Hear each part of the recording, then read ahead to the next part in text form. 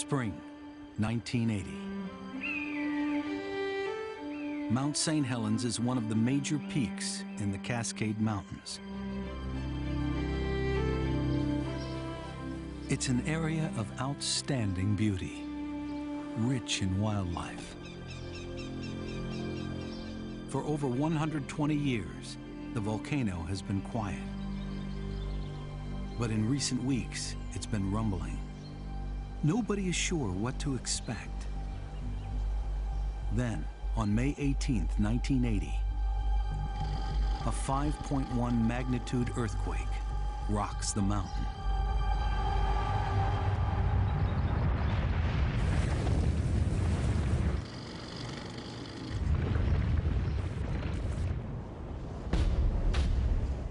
Within 10 seconds, the volcano's northern flank collapses in the largest landslide in recorded history.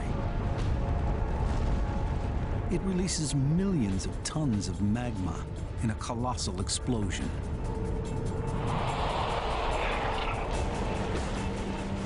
A cloud of searing gas and rock, known as a pyroclastic flow, races over the surrounding countryside.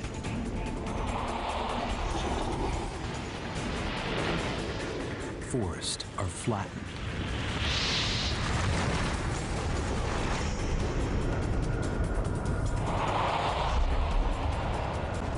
Four miles below the summit, an enormous lake is choked with debris.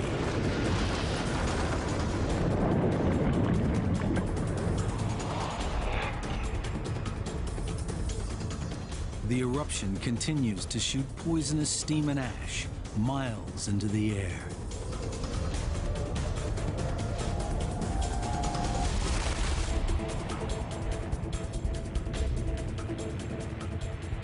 It was just, again, astounding is the best word to describe what happened in 1980 here at Mount St. Helens.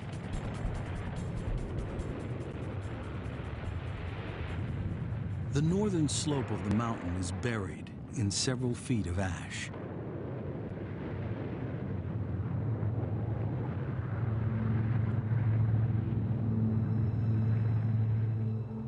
Virtually all life is extinguished.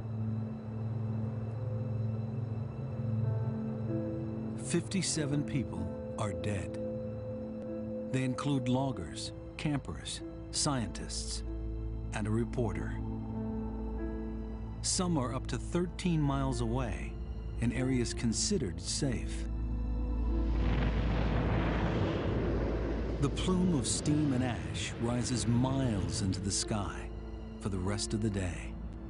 The drifting ash cloud disrupts air traffic for hundreds of miles. The scale of the destruction is enormous.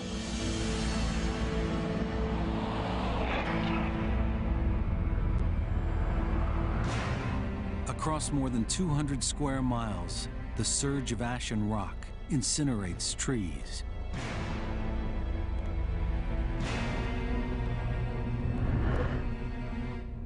Thousands of birds from more than 100 species disappear. Billions of insects are gone.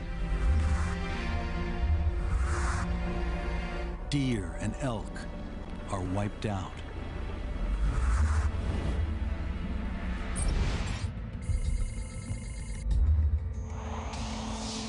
This vast area of devastation becomes known as the blast or blowdown zone.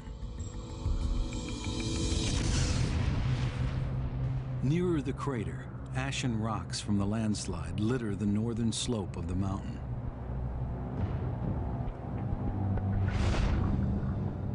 It looks like the moon.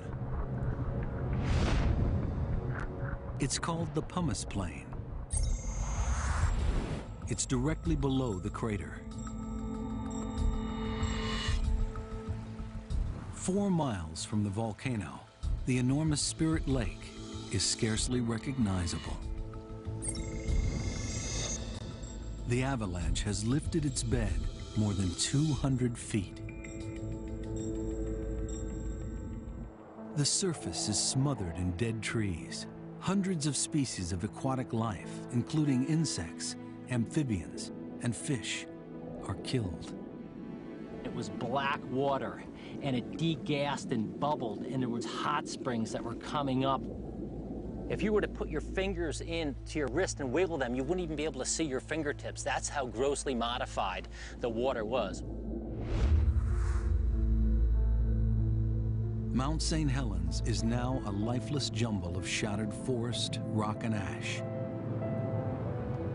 It's hard to imagine life will ever return.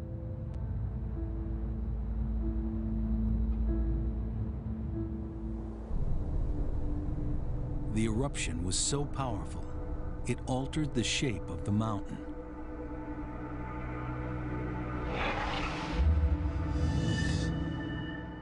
Mount St. Helens was a typical cone-shaped volcano, known as a stratovolcano. But the landslide has torn 1,300 feet off the summit, leaving a gaping crater a mile wide and 2,000 feet deep. It's the largest volcanic eruption in North America in nearly a century.